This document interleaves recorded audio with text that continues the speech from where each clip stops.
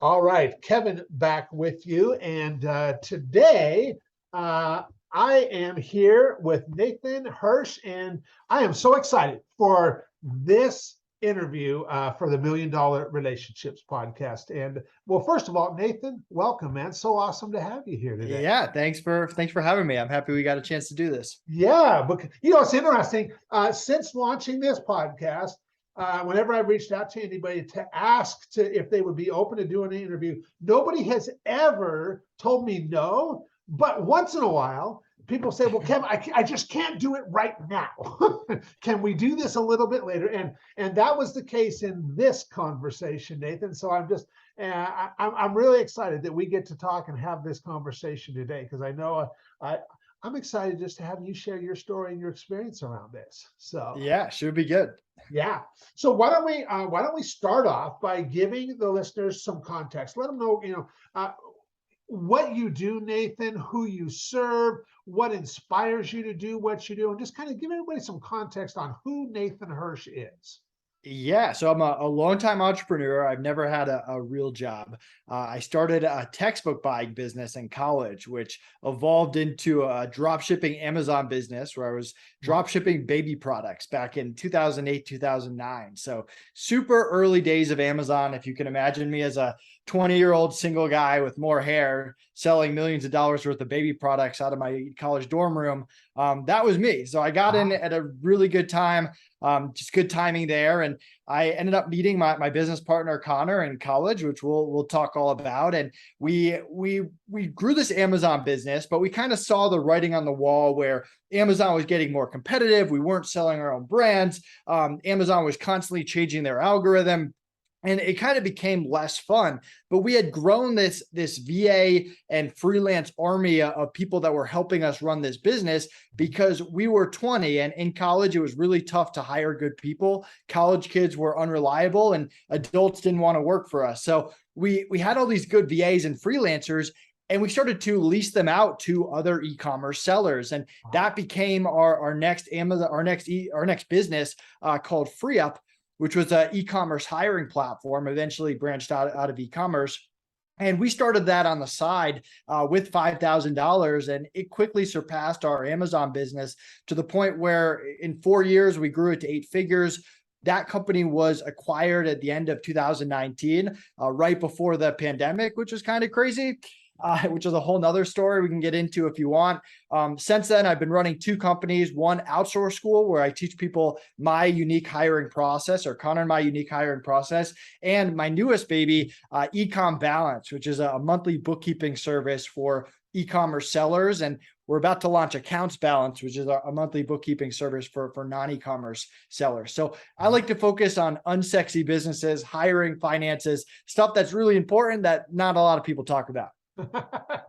But it's your jam. Exactly. So what I find really interesting is this kind of this natural transition that took place from business to business to business, that just one thing led you to the next.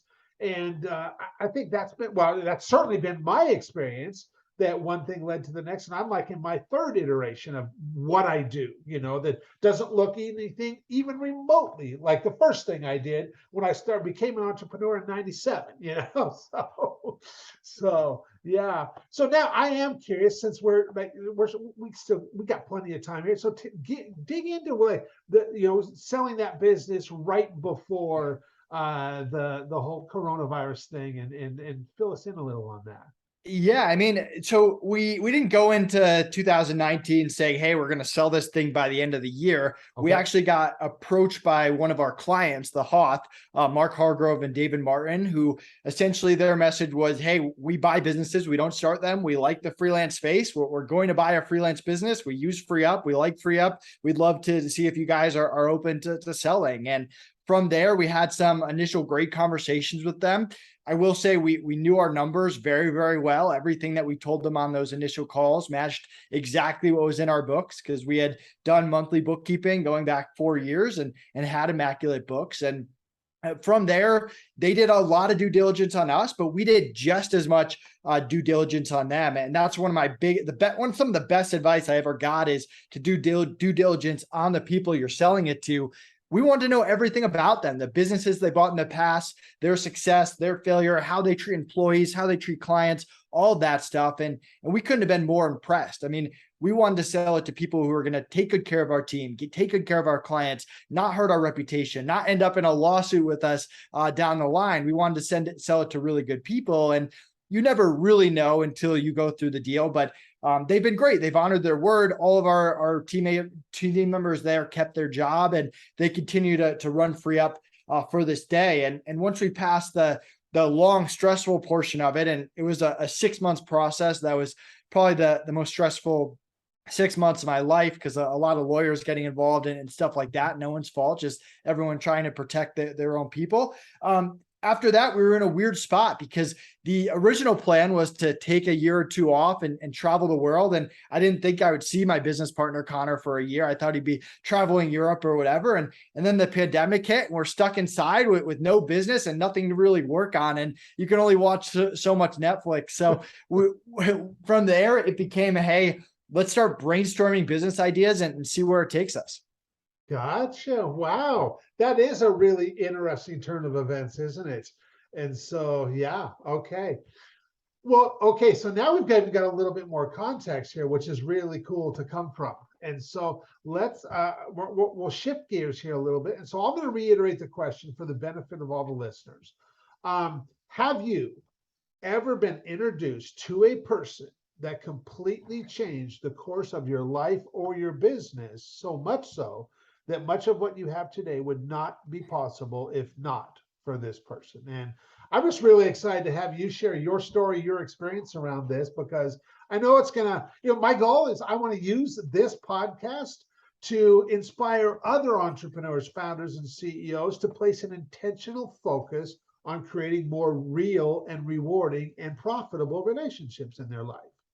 Yeah. So, I mean, the name I gave you was Connor Gillivan, who's my longtime business partner. We've been working together for 10 plus years. But to give a little bit of a background, so I grew up in a middle-class family. We weren't poor, weren't rich, always had food on the table. But I went to high school in the town next to me. I went to school in the town next to me that my dad taught in. And that was Longmeadow. I lived in East Longmeadow. And Longmeadow, all my friends' parents were doctors, lawyers, dentists, business owners. All my friends were incredibly rich compared to me growing up. And so I always grew up wanting more, wanting that newest video game, the skateboard, all the stuff that my friends had. So there was a very high value on money with me growing up. And meanwhile, my parents are teachers and trying to teach me that money isn't everything. But when you hang out with a lot of people that have everything, you kind of look at it that way. So when I got to college and I'm a broke college kid and paid for my own college and all that. And I start buying and selling textbooks and starting my own Amazon business.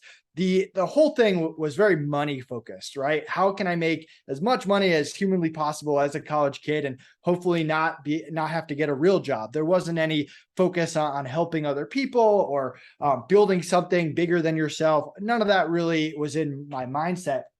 So I'm running this Amazon business and I'm doing it all myself. I'm starting to work like 7 days a week. The business is growing. My hours are going up and I start realizing I need to get some help. It was actually my first accountant who was like, when are you going to hire your first person? And in my mind, I'm like, why would I do that? That's money out of my pocket. I can't trust them. They're going to hurt my company. And he just kind of laughed in my face and said, you're going to learn this lesson on your own. Well, sure enough, I go through my first busy season and I just get destroyed. I'm working 80 hours a week on top of school. My social life plummets. My grades are going down and somehow I survive. But I get to January and I say, I can never let that happen again. I need to start hiring people right now. So I'm 20. I have no idea what I'm doing in terms of hiring. I start posting a little bit on Facebook. I'm saying, hey, I got this side business looking to hire people. This guy in my business law class shoots me a message and he says, I don't know what you do, but I'm looking for a job. And I hired him on the spot. I didn't even interview him. This is how young and naive I am. Well, on his first day of work, he texts me and he says, hey, by the way, I don't have a car. You have to come pick me up. was like, who is this guy? Why would I do that? And for some reason, I ended up picking him up and driving him to my frat house, which is where I ran the business out of. And those car rides ended up being the most important thing, because we would just discuss life and goals and business. And he really started to like entrepreneurship, and he had a very different mentality. I mean, Connor from day one couldn't have cared about money less. What he cared about was making an impact on other people, building a business that was bigger than ourselves. And he also wasn't that content with the Amazon drop shipping. In my mind, I was like, hey, drop shipping is easy. It doesn't take much work. It's like very little effort. I could do this forever.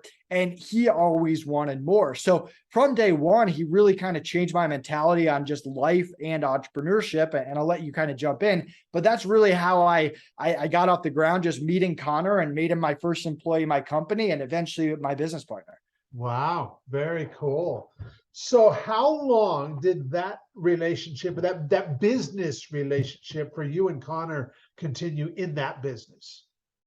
Yeah, I mean, it's lasted for over 10 years. And I mean, we've had, it's very easy to be business partners when things are going well. Yeah. Like when you're making money and you're accomplishing goals, like very, very easy to have a business partner. It's when things kind of hit the fan where you realize whether you can actually work with someone. And I mean, we've had numerous issues. We had a vacation that we went on together, and while we were on vacation, our manager quit, our biggest vendor dropped us, and my identity got stolen, and someone filed a tax return in my name, like all within a 24-hour period. Wow. We added a third business partner to our Amazon business, and we had a lot of disagreements there and ended up parting ways. And that really tested our relationship in there. So we've kind of gone through a lot of these downs, but kind of had the mentality once we've been through a few of them that like, hey, it's not the end of the world. We're not going to go homeless. We're going to problem solve. We're on the same side. We're going to figure this out. And I think that's really kind of helped us be a lot more even keel going forward.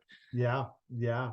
So then what transpired that made you guys realize that like, okay, it's time to, how did you guys end up moving on from the textbook business to the next business, which was Free Up? Yeah, so the textbook business became the baby dropshipping business, and I had kind of started that before I got him involved. And when we graduated college, we actually took a group of people that we had hired at the time and brought them to Florida to open up an office and, in our mind, take down Amazon. That's what we wanted to do. We wanted to build the next e-commerce giant. Again, we were I was 22 or 20, yeah, 22, 23. And so we moved down to Florida. We ended up getting an office. We ended up upgrading to a bigger office, which was one of the worst business decisions I ever made. Not only just making all these people that were very happy remote, like go to the office every day, but just adding a lot of overhead to a business that didn't really need overhead. And so we had all these people in the office, and drama started to ensue, and Amazon started to become harder. And that's when we decided to really shut down the office and go back to remote. And that was tough. We had made some bad decisions going up until that point, and there were consequences. We had to let some people go and make some changes. And that kind of tested our relationship right there. But we had these VAs and these freelancers, and we started leasing them out to other e-commerce sellers, like I said before. And I was like all in on this idea. I said, hey, like, I think Free Up's going to be the next thing. I saw Upwork, I saw Fiverr. They were about to go public. So I saw there was a market there. And Connor wasn't quite sure. He ended up dividing his time between his own business that he was running, a blog that he was running, and Free Up, and he was kind of working part-time. Well, Free Up starts to take off, and we're gaining momentum, and we're growing this business. And I'm meeting with Connor. He's working part-time. I'm working full-time. I'm working like 50, 60 hours a week on it. And I remember one day he asked to meet me at a coffee shop. And I still tell Connor about this all the time. I told my wife, I was like, I think Connor's going to quit on me. I think one of his other ventures are like taking off, and he's not interested in Free Up anymore. And that's what I was like mentally preparing for. And that in my mind, that wasn't what I wanted, because we were starting to like take off and gain momentum. And at the coffee shop, he told me the exact opposite, saying, hey, he was dropping the other ventures and wanted to focus full time on free up and wanted to like renegotiate our agreement there, which I was more than happy to do right away. And so that ended up being one of the turning points of our life, because from that point forward, we grew free up from $1 million to $5 million to $9 million to $12 million a year, and obviously exited from there, which completely changed our life. Wow. Wow. What a great story. And so you guys sold that at the end of 2019. Then we go into the pandemic in 2020, and where you thought you guys were both going to be just laying low, traveling the world, enjoying life for a little bit of time, and just kicking back. That didn't happen yet, and circumstances brought you guys back around together pretty quickly and got you thinking like, okay, what's next? What are we going to do next here and stuff? And so what happened next then? So we got proposed. We had a few people reach out to us and essentially ask us if we could teach them our hiring process, and they said that we should build a course around it. And we were like, hey, we don't really have anything to do. We'll build a course. We'll try to sell it. If people like it, great. If people hate it, we'll just refund them and move on to something else. And people ended up really liking it and asking for more. So we started filming more content and kind of building this community, which has now become Outsource School, which is our yearly membership where people get access to our hiring process. We learned a lot about just selling info products, creating a membership. I think both of us realized that it's not something we want to do full time. Like, we don't want to build an info product like empire. Like, that's not our goal of ours. We kind of like service-based and B2B businesses. So we started to turn Outsource School into a very passive income stream that still benefited our members, and built a little team to kind of run that. And we're still involved in it, but it's not taking up that much of our time. And then became the year of just brainstorming a lot of bad ideas. We were meeting up every single week and also just trying different things. And one of the things we tried was consulting econ businesses. And we learned very quickly that we hated being consultants, and I'll probably never be a consultant again. But the common theme through all these consulting gigs was, before we could help people make decisions or give input on what we would do, we had to completely revamp their bookkeeping process, because they just weren't getting the data monthly that we needed to help them. So that kind of gave us the idea of, hey, what if we built a monthly bookkeeping service that was really focused from the entrepreneur perspective of the process the entrepreneur needs every single month. The month ends by the 15th, you get income statement, balance sheet, cash flow in a way that you can understand and make decisions on. And that kind of gave us the idea of Econ Balance. We did a ton of market research. We interviewed 200 plus e-commerce sellers. You can see the interviews on the Econ Balance blog. We did a beta round with about 25 clients. We just gave them 2 free months of bookkeeping to give us a shot and tell us what they like, what they didn't like, help us break every process and build new ones. And obviously hired bookkeepers. We built a team now of 10 bookkeepers, and now we're at the point we've got about 70 clients. So that's kind of been our project for the past 6 months, that just came from trying a lot of different things and doing a little bit of consulting. So where do you guys see this business going, Nathan? We want to grow it bigger than free up. I mean, the bookkeeping market is huge. It applies to every business out there. We see a need both in e-commerce and non-e-commerce, which is why we're launching Accounts Balance. We want to get over 1,000 clients, and we want to be the go-to where when someone says, hey, does anyone know a good bookkeeper in a Facebook group, that a bunch of people tag Econ Balance, because we have that kind of reputation. And that's really what we're focused on right now. Very cool. Very cool. Well, I'll tell you, I really appreciate you taking the time to share today and to have this conversation, and to just, it's really cool to think, like, you and Connor have this relationship that goes back years, all the way to college, and what's happened in both of your lives, and the impact that you guys have had together in the world, just because the two of you happened to meet. And very lucky, but well, I mean, there's always a little bit of luck involved, but I think, like you said, going through the ups and downs, because the one thing, in my world, I make connections for entrepreneurs that help them solve problems that they're dealing with right here, right now. And one thing is definitely true about entrepreneurs is every time they solve one problem, it's only a short matter of time until another problem raises its head.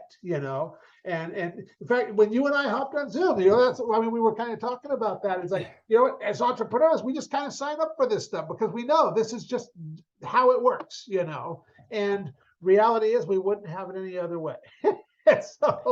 So I know you've made the mentioned the name of your company, and I'm sure people can find that. But for anybody listening to this, going, man, Kevin, I love Nathan. I love the way he shows up. I love what he shared. Let's just make sure we give everybody ways to get a hold of you guys, find out what else you're working on, and all that kind of stuff too.